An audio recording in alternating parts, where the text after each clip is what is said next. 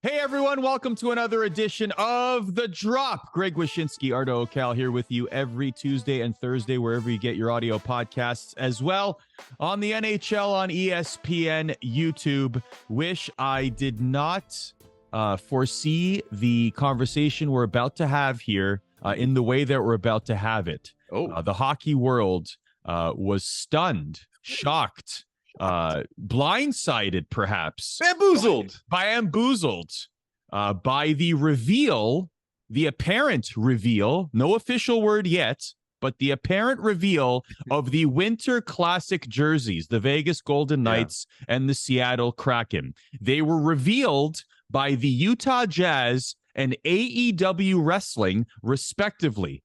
Not the NHL, not the teams. No. They were revealed in a completely different form. And it's important to remember, Arda, like you said, we don't know if these are the Winter Classic jerseys, although they are the only two teams playing in the Winter Classic and the only two NHL teams that have new jerseys at this moment. But they haven't said a word about it. It could mean anything, Arda.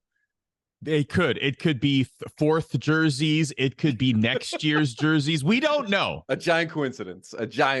So, Wish, let me take the lead on this one just real quick here, because there's a couple of ways to look at this. We'll get to the actual designs themselves in a moment. I do want to give credit to the fact that they were revealed by outside entities. Now, there might be a Turner connection here, right? AEW is on Turner. The NBA is on Turner as well, and the Winter Classic is on Turner. So maybe there's a whole marketing initiative there. I like the sudden drop of an NBA team just wearing them into their walk-ins, and quite frankly, AEW Wrestling being involved. Our friend of the show, Renee Paquette, wearing the Vegas Golden Knights jerseys for the first time publicly, and the Utah Jazz wearing them, the Kraken ones. So from that point of view, I like it. Where I think the challenge comes in is the reaction to the jerseys. And so my first question to you is this. I don't think we're having this conversation if the jerseys are bangers. I think we would be just praising the marketing initiative. But the fact that there's so much polarization of the design of these jerseys, I think that's where the big conversation comes in here, and people are amplifying everything else. What do you think? I thought the reactions were sort of net positive, to be honest with you, from what I saw on social media. I do agree with you, though, that the sort of attempt at viral marketing, the attempt at using, let's call them influencers, to debut new jerseys for these outdoor games is a novel concept, and certainly better than what usually happens, which is that there's a glitch in the Fanatic store and somebody screenshots it and puts it on social media, and then the NHL panics and then tries to get it deleted as quickly as possible. I thought that the jerseys looked pretty good, but I do have to tell you a quick story about the Vegas jersey. The way these things work is that you get a little bit of access beforehand to, say, Adidas and the NHL for a story that will drop when the jerseys are available for sale. So that's to tell you that I'm working on something that is currently embargoed. But I can tell you that in the conversation that I had with the Adidas executive and the NHL executive, they showed me the Vegas jersey, and Arda, I gasped. I gasped audibly. They heard me gasp. They're going into the spiel about what it means, what all the thing looks like, and all this other stuff, the accoutrement. And I stopped them and I say, look, I might not be the first person to point this out, but I'm going to have to point it out, that when you showed me the Vegas jersey, you showed me the V with the little squigglies on top of the V. My first thought was that the jersey was flipping me off, that it was giving me the double birds, that it was Stone Cold Steve Austin on the top turnbuckle with the, raised up in the air. Okay.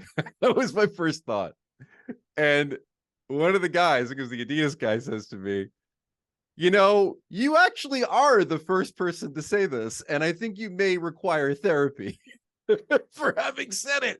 But that said, Arda, I felt so completely justified in my thinking when I go and see the reaction to Renee wearing the Vegas jersey. And lo and behold, you got a bunch of people on Twitter saying, is this jersey giving me the double bird? Is this jersey giving me the middle finger? And I can think of no better franchise in the NHL, Arda, than the Vegas Golden Knights, perpetually with a chip on their shoulder for some reason, that would want to go and wear a jersey where it looks like it's a V flipping off the rest of the NHL.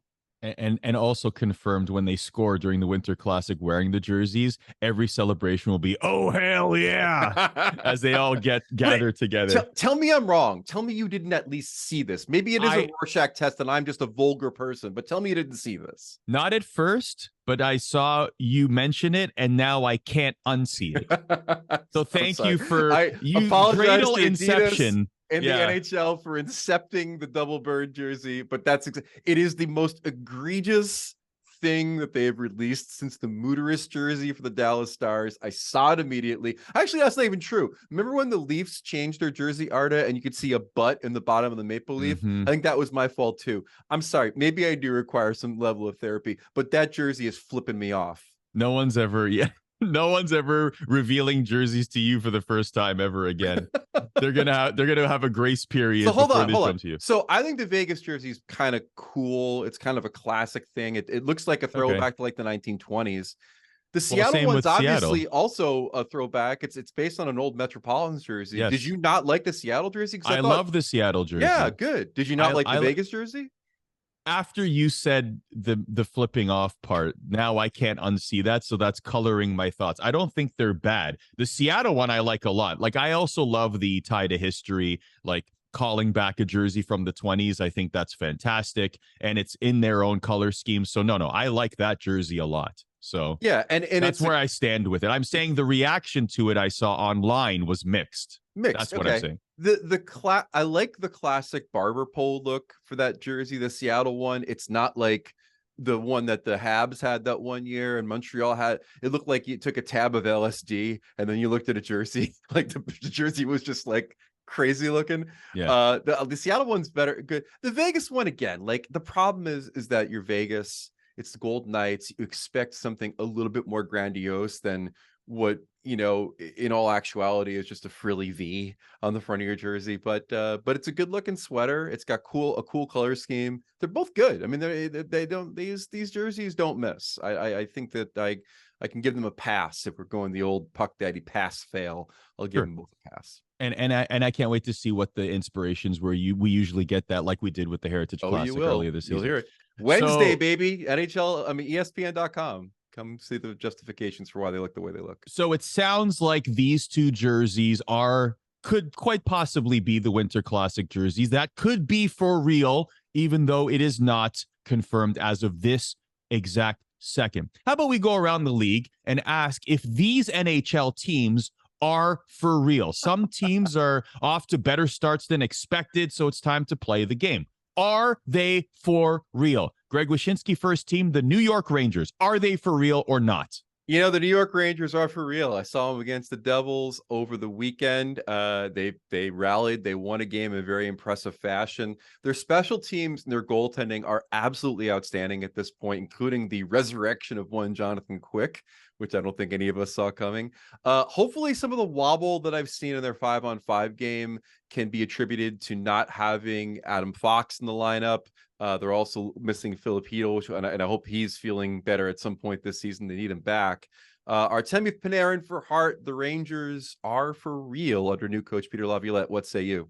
Just broke the record for longest Rangers point streak to start a season, did Artemi Panarin. And the best part is that Shesterkin is not playing at his level from 2 years ago. He is not the Herculean Shesterkin. He's a very average Shesterkin for his standards. And the Rangers are still playing to this degree. So if he is to even get back to near that level from the let's make him the Hart Trophy winner, let alone Vezina from a couple years ago, that's going to be an even scarier team. So I say they're for real as well. The Philadelphia Flyers, are they for real or not? Well, first of all, nice of them to come back at me after I write a story about how hard it's going to be to market a terrible team by being a playoff contender. I didn't see that coming. Not for real, unfortunately. There's no way the Flyers are going to be able to ride like a 9.6 shooting percentage throughout the season at 5-on-5. Torts has them competing. They're punching above their weight, but ultimately their lack of depth is going to what is going to undo them, and probably for the best. I mean, this is still a team that I think is building towards something. I don't think they're quite ahead of schedule yet. So not for real, the Flyers. Agreed. The Torts effect. Listen, when he was in studio with me year one of the NHL on ESPN, there's no way I was taking a night off. So I can relate to those players from that point of view. The Torts effect is very, very real. The Washington Capitals, for me, are barely not for real. I look at goaltending. Charlie Lindgren right now through 5 games is a .940 save percentage, really carrying the net right now. Darcy Kemper is an .892 through 8 games. So I really feel like there's going to be a fall back to grace there, or maybe Darcy Kemper gets a little better. Charlie Lindgren regresses a little bit, perhaps. But I do think that this team, and you'll make points here as well, like just the idea of them being a playoff contender might fall off by January, February. What about you? I don't know how the hell they're doing it now. like Ovechkin's got 5 goals. They have the worst power play in the league. The Capitals, the Washington Capitals are the worst power play in the league, and yet they're in a playoff seed in the Metro Division as we do the show. Look, they're not for real. It's going to fall apart. It's not necessarily the goaltending I'm worried about. It's everything else that's happening in front of them. Below average in puck possession, below average in expected goals percentage. Kudos for playing through a bunch of injuries early in the season, the Caps. But ultimately, it's going to catch up with them, and I don't think that they are going to be able to keep up this pace. How about the St. Louis Blues? Yeah, how about them? I'm going to caveat this one. I'm not going to say they're real or not real, Arda. I'm going to say they're as real as Jordan Binnington can make them. Okay. They are 27th in the league in expected goals against at 5-on-5, but they are 9th in goals against at 5-on-5 because Binnington's been incredible for them. And as a Binnington critic, even I have to say he's been incredible for them.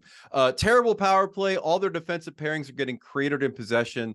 I don't necessarily buy the Blues, but it's not like we've not seen this before, Arda, where Jordan Binnington decides it's time to get the Blues into a playoff spot. And if he plays as well as he's played in the last couple of weeks, I mean, that's feasible.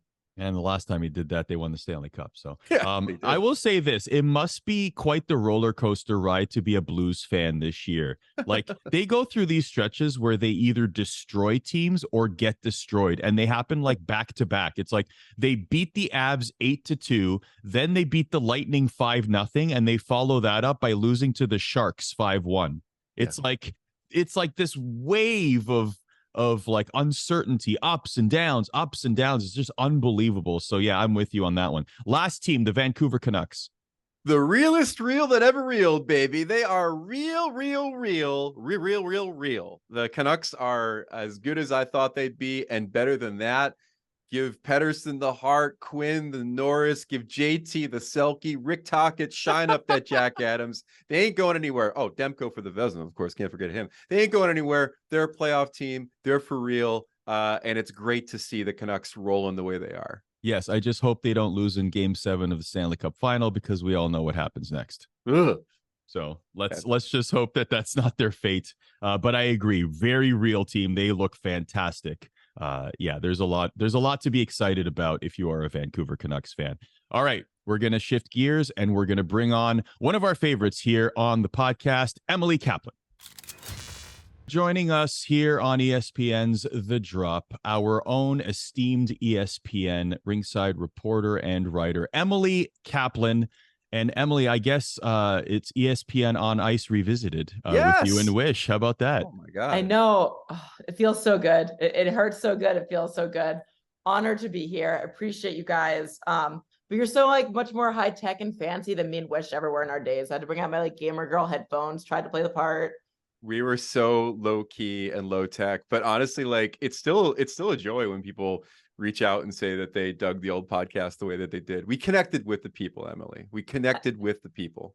I think we did. And like Arda, you were in a little bit of a different lane then, but for so many years, it just felt like me and Wish were just the hockey digital department. And beyond that, though, like our universe was very small. It was Barry, it was Linda, it was Levy, it was Bucci. That was it. So now that we like actually have a proper supporting cast, it feels great. But like we held it down for a few years there where times were tough.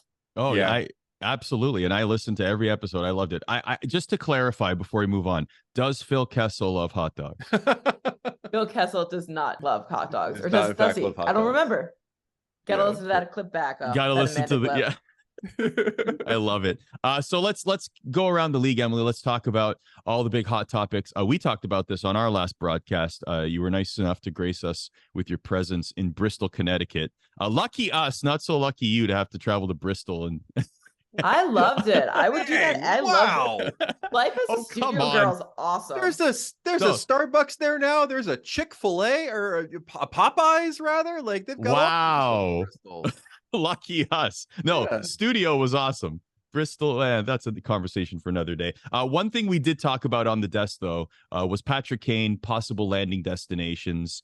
Empty the notebook for us, Emily. What is the latest on where Patrick Kane might next play in the NHL?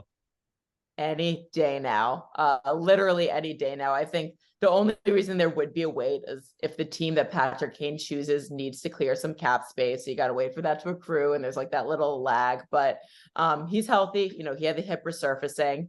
He was training up in Toronto, so a lot of people obviously linked him to the Maple Leafs. You know, there was a report, maybe it was true, maybe it wasn't, that he met with them. You know, I've reported on some of the other landing spots. It's always like, go to who does Patrick Kane like playing with? Alex DeBrincat, when he was here in Chicago, was one of his favorite line mates, playing for a big American market that's on the come up in the Detroit Red Wings. They've definitely had interest there. The Sabres were a team that I was really fascinated by because I was told as of like 2-3 years ago that Patrick Kane going back to Buffalo, where he grew up, where he also got into some legal trouble, and, you know, his name, you know, it wasn't great there for a little bit, like was a no-no, like that wasn't something he would do. Like sometimes it's not great to go play, you know, with all that baggage and, you know, with all the pressure of where you grew up, but the dynamics have changed. He has a really good relationship with both Don Granato, American-born coach, but also Kevin Adams. Like when Kevin was a veteran player in Chicago, he used to have little rookie Patrick Kane over for dinner with him and his wife. So they've got a long-standing relationship. The Rangers, another team, right? Artemi Panarin. I'm told that Kane probably wanted to run it back. He did. I think he felt really frustrated by how hampered his hip was last year. He felt like he was basically playing on one leg. He wants a chance to do it again. I'm told that Chris Drury is kind of like, whoa, pump the brakes. Like the cap space is going to be hard. I don't know if we want to mess up what we've got going here with Peter Laviolette. So if he ends up there, it's a similar situation as last year where King kind of forces himself to.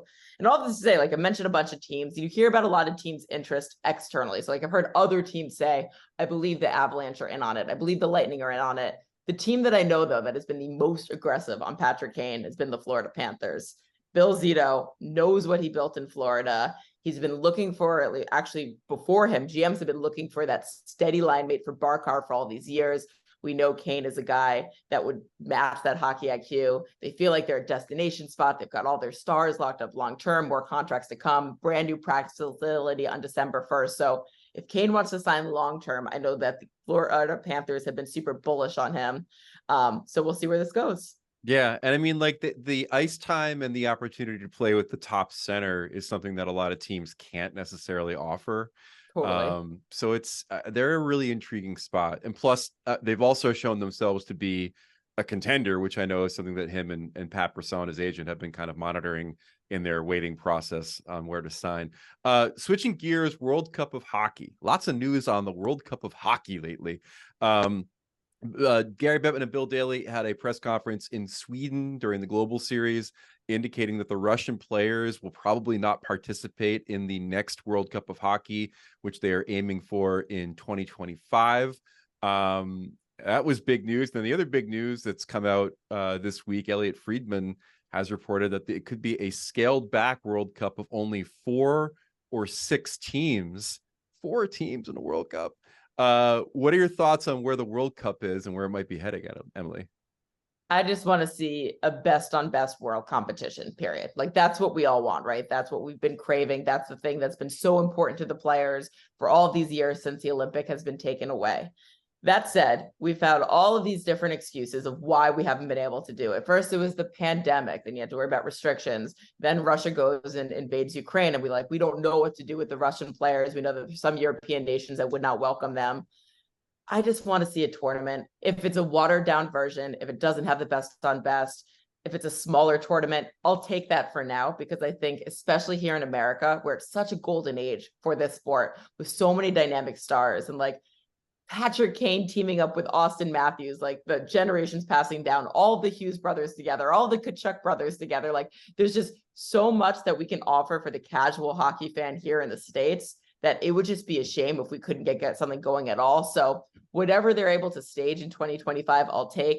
And I hope, though, that it has the potential to grow into what we all are craving as hockey fans around the world, which is truly that competitive best on best tournament that showcases what the world has to offer. So I love everything you just said there, Emily. But when I hear 4 teams, I cringe a little inside, because I understand the Russia situation. But you're telling me, just from what we know publicly right now, that it's a possibility that we might just get Canada, USA, Finland, Sweden, right? Yeah. So that means no Czechia, no Slovakia, no Germany. So no Draisaitl, no Pasternak. There's going to be a lot of players that will not play in this tournament. My question is, why can't we just and also no possibility of a Cinderella team, right? We love those stories. Who's been emerging on the world scene lately. Yeah. So I guess in my head, I'm why can't it be at least 6 or 8 teams and allow those other teams to at least be on the stage, and let's tell those stories leading up to those games? I mean, why does it have to be this constricted 4-team affair? Is it just because we're getting to the deadline and we just want something on the ice? Why are we even considering this? No, absolutely. And, you mentioned all of those players that would be omitted. Germany, just for example, think of it. Leon Draisaitl, Mo Seider, Tim Stützle, 3 of the most exciting players in the game today. And we're just going to leave them at home. So I hope that they figure out a way to incorporate them. Maybe it's a Team North America vibe where you're combining different countries or forming alliances or something. But if we're going to have this big tournament and this big competition that everyone's been excited for, don't leave people out just for arbitrary reasons. Yeah, that's the wacky part. Like you said, I mean, in the 2016 version, I mean, they basically created a team so Andrzej Kopitar could play, right? Totally. Slovenia wasn't having a team, so they made Team Europe to get him in the tournament. And it's kind of amazing we've gone from that to sort of being okay with not having Pasternak, or hey, we didn't even mention Switzerland, Fiala, Roman Josi, Nico Hischier. There's so many prominent players you'd want to see. You're gonna forget your beloved Jonas Siegenthaler. Come on, Ben. And Jonas Siegenthaler, the rest of the New well. Jersey Devils lineup. Absolutely, the Swiss Devs, man. But again, that's the thing that's so baffling about all of this. And I guess at the end of the day, for me, it's kind of look, I love the idea of the NHL and the NHLPA building up the World Cup as an alternative to the Olympics and sort of an every other year thing. Make it worth something, make it mean something. I definitely want it to mean more than it meant in 2016. So when I look at this and I think 4 teams, just don't call it a World Cup. I think we'll be okay with that. Call a Ryder Cup in-season tournament. Do we borrow something from our friends? If it's 4 teams, don't pretend it's a best on best tournament that's going to be worthy of the World Cup name. If all of a sudden the FIFA World Cup was 8 teams versus what we usually have, no one's going to believe that it's an actual World Cup. So name it something different. Like you said, Emily, we're all down to see the Americans finally play with each other. This generation of young players that we've never seen play together. We're all down to see Connor represent Team Canada. We want to see it. Just don't pretend it's a World Cup if it's 4 teams. Preach. Yeah. Come to think of it, actually, Team Canada will be pretty weak. Maybe we should delay this. What do you think? 2035? No. Wait till we find a goaltender. This sounds like a great idea. You guys have everything except the goalie. By the way, again, it's the deal is on the table. We'll gladly give you Demko or Hellebuck. You give us McDavid. Oh, thanks. It's right there for you. Nice. If it is an in-season tournament, Emily, do the Team USA games, do we paint the ice red, white, and blue? Make it super obnoxious? I don't think we're touching the ice. I don't know. Again, to look at that in-season tournament, I watched one game the other day and everyone's slipping left and right. Let's just preserve what is actually holy. Yeah. I will say this about that tournament though. Like I was in a bar at an airport. I know, shocker. And I looked up at the TV and it caught my eye. Like the court caught my eye. I couldn't tell you what the format of this thing is. I couldn't tell you what they're playing for. I don't know anything about it. The only thing they've got going is that sick commercial with Michael Imperioli. Yeah. That's right. Exactly. Our sweet Jersey hearts. That's right. Emily, which team in your estimation has been the most disappointing in your eyes? I hate to pile on because they're just not in a good spot right now, but it's the Minnesota Wild. This is a team that I think their division is one of the weaker ones in the entire NHL. It's not the hardest thing to get a playoff spot in the Central Division.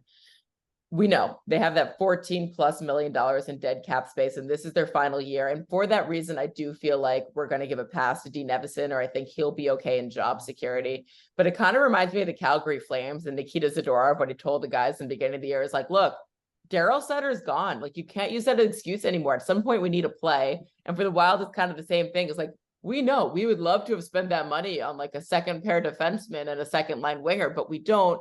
You got to show the effort. And if you consider Bill Guerin and the type of team he built, it's all about character. He's such a big locker room guy because he was like the ultimate locker room guy. And the fact that this team, which has his stamps all over it now, right? Like he's taken the pieces away from the old regime. He's put a stamp on it. The fact that they're not really competing in games is super disappointing. And if I'm a Wild fan, I'm hating the season so far. Yeah, I mean, the Oilers are probably the de facto choice. I'd throw in the Blue Jackets in there just because I didn't think they'd be this bad and having to like bench stars. And I'll also throw in the Ottawa Senators as a team that I picked to maybe make the playoffs this year. There's been a lot of unforeseen circumstances that I think have impacted the Senators, but they also haven't played all that well. And Anton Forsberg, who was great last year, and we all thought this was going to be a bedrock of great goaltending to kind of carry them into contention, has not been all that good for them. So I'd throw them in that mix too. What about you, Arda? Anybody stand out for you on the disappointing front? I mean, I was going to take the obvious answer with the Oilers, but I just want to say thank you, Emily, for not picking the Oilers and giving us a detailed answer for another team, because it would have been very easy to pick the Oilers. They get enough attention based off of geography. They're in Canada. We're covering them. And the Oilers are ascendant now. Now, granted, they're not winning a lot of games, but they're ascendant. They're on their way, baby. Don't worry. And their odds weren't that affected by their horrendous start, which is impressive in itself, I suppose. This is the American Thanksgiving episode of The Drop, Emily. So we would like to ask you as our final question here, and this has been fantastic, by the way. We are thankful that you're here on the show. What are you thankful for in hockey?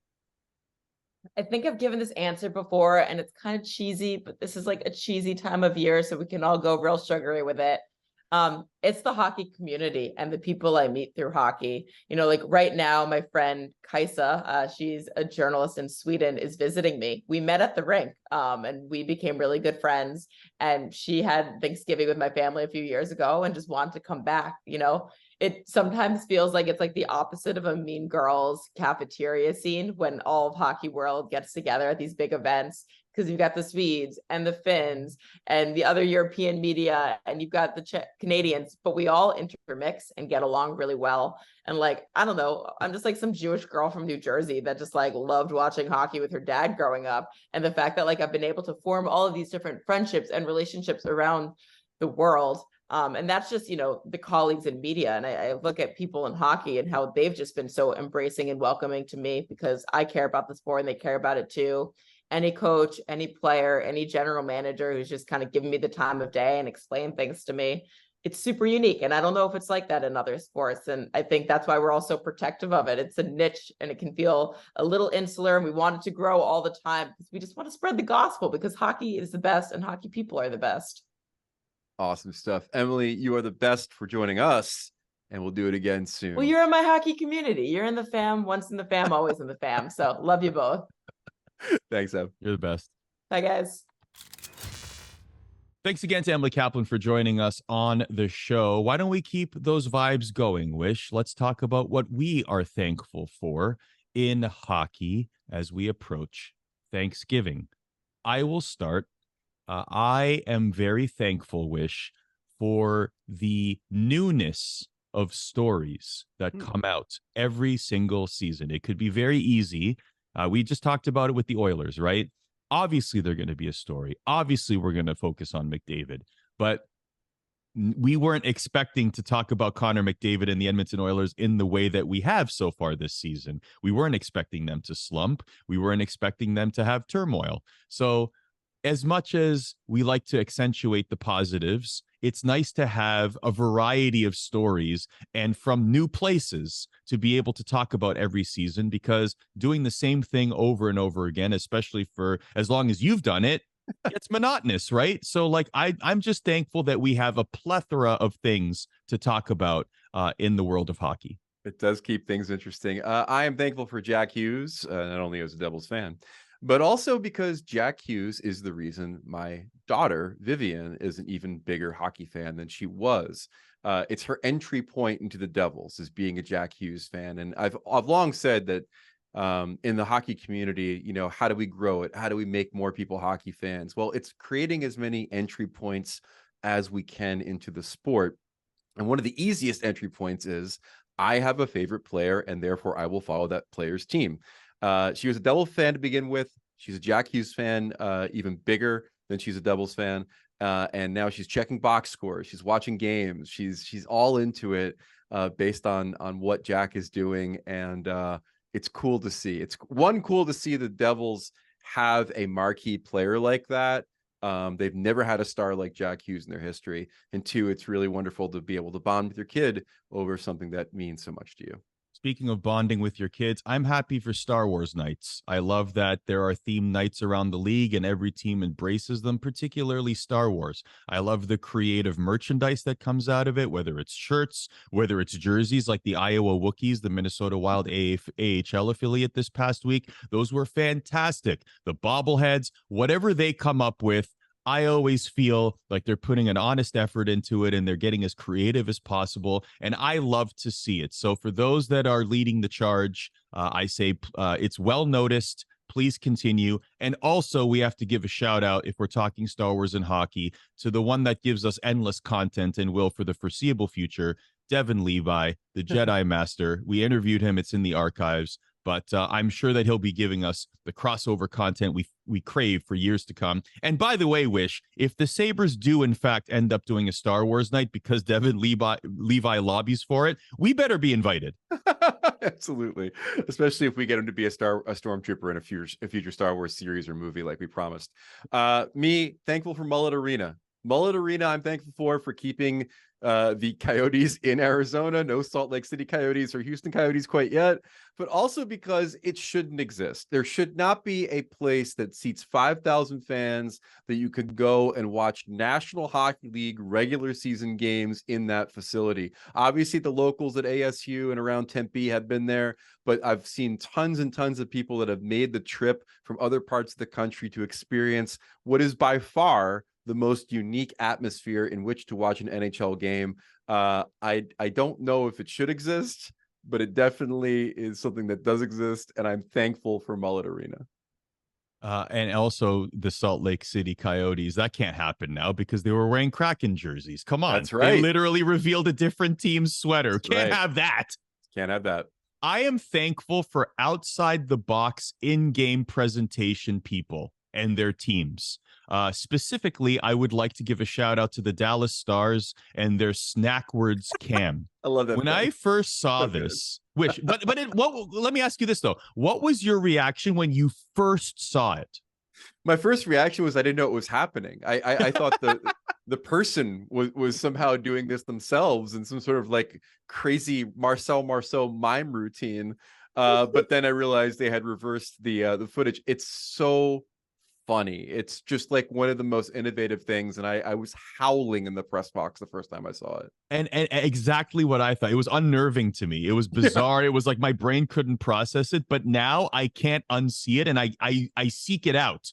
Yeah, like it's a destination clip for me on social now. Like if you let David Lynch run your Jumbotron for a night, it's the kind of nightmarish vision he'd come up with. You know what you're going to get, and you're going to watch it anyway. It's hilarious. And I just love more generally when in presentation, like I think that they are a underappreciated part of a hockey game They have to be very creative just to get little recognition. I've worked with many of these teams before. I know how hard they work.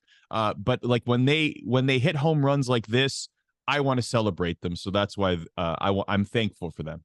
Yeah, and speaking of game operations, my last thankful for in hockey for 2023 is sing-alongs at games. I'm talking country roads at St. Louis Blues games. I'm talking all the small things that became its own sort of storyline during the Colorado Avalanche's run to the Stanley Cup. And I was at a Devils Rangers game over the weekend and forgot that the Devils fans have made it a tradition to sing Piano Man by Billy Joel. Now, not only singing along with the song while it's playing, but when the song is done, they're still singing the lyrics to the Billy Joel song. I love any time crowds pick up the ball and sing the song after the song is done. It's one of my favorite traditions in the NHL. Maybe it's not specific to the NHL, but definitely something that happens in the NHL more than other sports. So give me a good sing along at a game, Arda, and I'll be happy boy. By the way, we should also say, also thankful for the chance that teams that aren't in a playoff spot on American Thanksgiving can still maybe come back. 76% of teams that have a playoff berth secured on American Thanksgiving advance to the postseason eventually, which means that there is a chance for your team that's not in the playoff picture to come back. Only 2 or 3 teams a year do it, but that doesn't mean it can't be done. And in fact, I think it's going to be done a bunch this year, Arda. I think we might have a few teams that are on the outside looking in that are going to be on the inside, waving to those that have been ousted by the end of the season. One of them we might have already spoken about at length previously on this show. By the way, actually, sorry. So you're saying there's a chance. Had to get that in there. The wave at NHL games, yes or no? Hell no. It's terrible. It's terrible because the timing is never right. It's terrible because it always happens at inopportune times. And it's always, you know what it is, Arda? It's selfish. It's selfish because it's always with people who are in the lower bowl and they've had a good time at the game and they think it's their right to start the wave, a big distracting thing happening at a time in the game when it shouldn't happen. The wave generally stinks. And at a hockey game, it stinks a lot because there's never really, it's a good time to do the wave. 8-1 in the 7th inning at a baseball game. It's a great time to do the wave. So what, third period, 4-0? Hockey games are hardly ever that bad. So only when it's like garbage time is the wave okay, is what you're saying? Or just don't do the wave. Don't do the wave at all? So you're saying people that start the wave are like pro wrestling fans that are making it about themselves. Yeah, I'm saying we are awesome. It's the "We are awesome" chant of hockey. It's the "This is awesome" chant of a hockey game. We don't need it. It's distracting and dumb. Just watch what's happening on the ice. Okay, I need people's wave takes on social. So I'm going to be posting this because I want to know what people have to say about the wave. I'm much more lukewarm about the wave. I don't mind it. I think people are just having fun. Maybe you're the opposite of fun, Wish. Maybe you just don't like it. Maybe you're that guy that's like, stop it now. Stop it. No, I'm not going to stand up and do the wave. I listen, you were giving me way too much credit. I am the guy that's sitting there, arms crossed as everybody around me stands up, shaking my head. It's easy to find me during a wave. I'm the one guy sitting down and shaking my head with my arms crossed. I love it. I will say this. We collectively, all of us, Wish and I, Justin and Andrea, our producers, are very thankful for you for listening to this show. We are here twice weekly, Tuesday, Thursday, wherever you get your audio podcasts, as well as the NHL and ESPN YouTube. Thank you for joining us on no this journey. Thursday this week. That's why we're doing all this Thanksgiving jive. One show this week. We'll be back with 2 shows next week. Yes. So enjoy your Thanksgiving, however you celebrate, and consume your copious amounts of food and then fall asleep on the couch like I will, hopefully. But happy Thanksgiving, everybody. Thank you for listening to The Drop, and we will be with you next week. Take care.